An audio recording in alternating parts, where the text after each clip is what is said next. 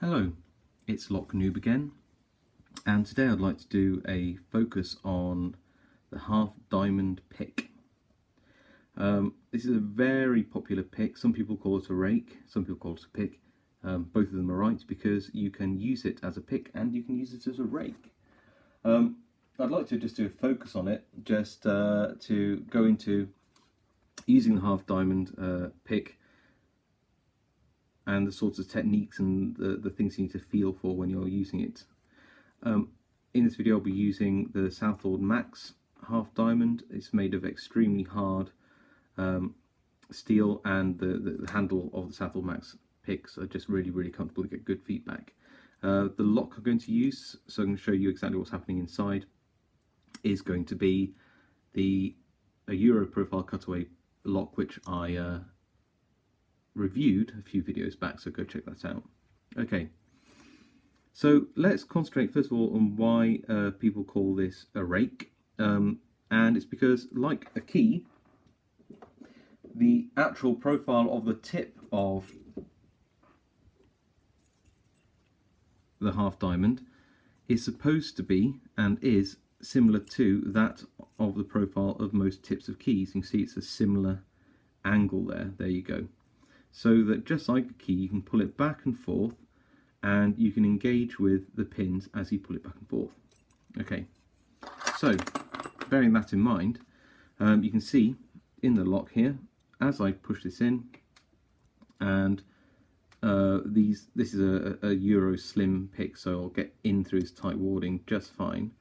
You can see that as I push this in, there we go, the pins move up and down like they do when you put a key inside, and as long as there's enough room between where you put this half diamond and the pins so that you don't overset them, then that's a really good start. So using this as a pick or a rake inside the lock is great as long as there's room to do so. In this lock there is room just about to get this slim hook down the keyway and to attack those pins if I put it at the top of the lock. But like I said, sometimes you shouldn't use a half diamond, especially if there just isn't room to use one. So not only is it very similar to the tip of as a key, if you actually look at, say, this Peterson's gem, let me put that in front, you'll see that the actual difference between the shaft height and the tip of the half diamond is extremely similar. Okay, so if you're going to be using it to manipulate one pin at a time, there we go, you can see that that actually would make quite a decent pick.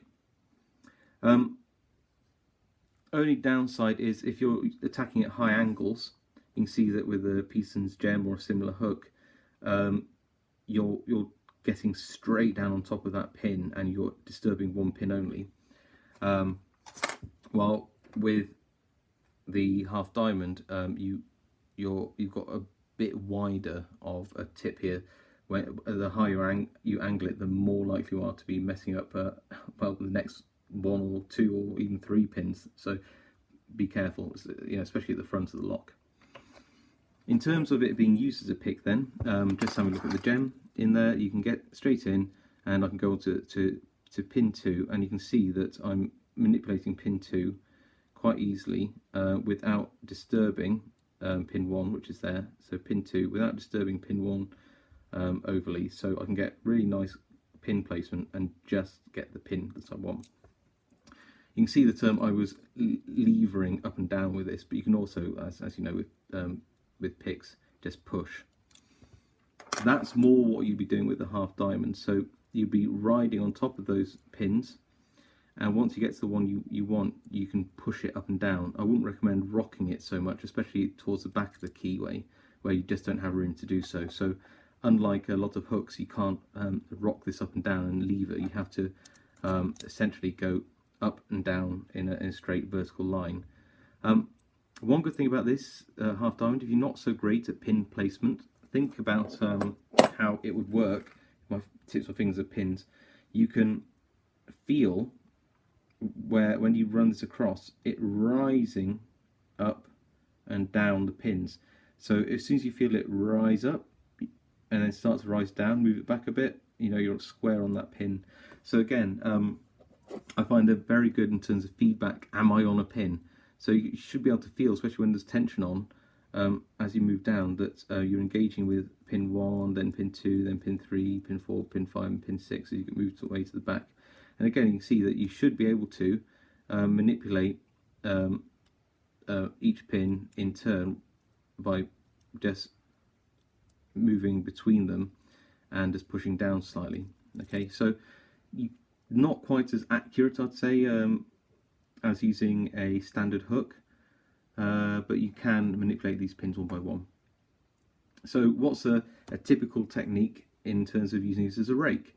Well, it's the same as any rake. You just push it down to the keyway and you rake it back and forth with light tension, and you're trying to set as many of those pins at the shear line as you can. Because of the steep angle of this, it doesn't feel as nice as if you're using a rounded rake like a snake rake or a city rake or a Bogota, but or even a worm. But it's still quite easy to do as long as you don't put too much tension on. Talking about tension, just going to use a standard twist L tensioner here. Not putting too much tension on, and hopefully I can show you how, and you can see the pins, all the driver pins here, that I can rake across them like that, and with light tension, hopefully, with a couple of rakes, can you see how I managed to set a couple of these pins already? Okay, so just by raking this up and down, I managed to set a couple of pins in this lock. In terms of the binding pin, you'll find that when you're pushing this down the keyway and you hit a binding pin, it will naturally resist and the pick will rise up. So you can almost feel that pin won't move in front of the key. Sorry, the half diamond like it would if you're pushing a key in. It would actually stop it. So you can feel that. So let's have a go at seeing if I can just feel where the binding one is. It's number 6 there. So again, I can just push it down with the tip, drag backwards. I can feel that number 5 is just binding, so make sure that's pushed down. 4, 3, 2, and now I think it's just pin 1. So again, I've just put gentle pressure on. Still not there. That's okay. I heard a click, so just keep pushing it down the stack, feeling for the pin that doesn't want to move. Yes, it's here. And again, you can either push down to move that pin down, or you can drag the half diamond across that pin, there we go, and force it down by the nature of you pulling back with the half diamond. The pin will have to slide down the slope if you keep the half diamond at the same height, and it'll force it down. That's got an open for us there. Okay, so you tend not to use this in the same way that you'd use a standard pick like the gem I just showed you.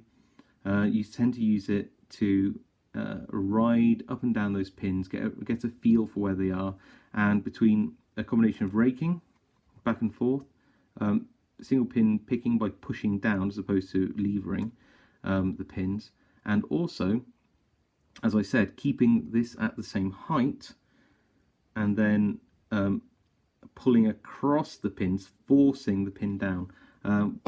Just to show you what that means. So you can rake back and forth on top of a pin. I pretend this wrench is a pin. You can push down on it like that if you like, or keep this at the same height and pull it backwards. And you can see that what will happen is, as long as you have got your tension light, this will start to feel stuck. And if you're gentle and release the tension on the wrench, and keep the diamond at the same height, the pin will have no option but to slide down and reach that shear line. Okay. talking about tension, this is a pry bar tensioner. The reason I used this L wrench is because, like most picks and most rakes, when you're using this at the bottom of the keyway or top of the keyway if you're American, you risk the chance of going in, raking, and then as you pull out, of course, what tends to happen is you're a bit vigorous and you'll catch the pry bar with the rake, and you'll just pull it out, and then you lose all your set pins, and that is just so frustrating. So when I'm raking, if I can, I'll always tension here, opposite where the pins are. Okay, so there you go. That was my focus on the half diamond. If you can find a keyway which will allow you to get this in, but yet not overset the pins, then this is a really great thing to use. I don't think I showed you what an overset pin looks like, so just focus up here. Just going to put this in, and you can see, say, pin 3 I'm on. So if I push that down and push it down even further, you should be able to see that you can start to see where the key pin has passed the shear line, and that will bind up the lock. So you've got to be careful that when you are putting a large half diamond down the centre of the lock underneath the warding, especially on these tight Euros, that you're not oversetting those pins, especially when you have a 0 lift pin in the lock, which means, of course, that even if you touch it at all, it'll naturally push the key pin into the shear line and bind the lock. So again, you know, they don't work on every lock, but they're a great and versatile pick and rake to go with. Okay, thank you very much.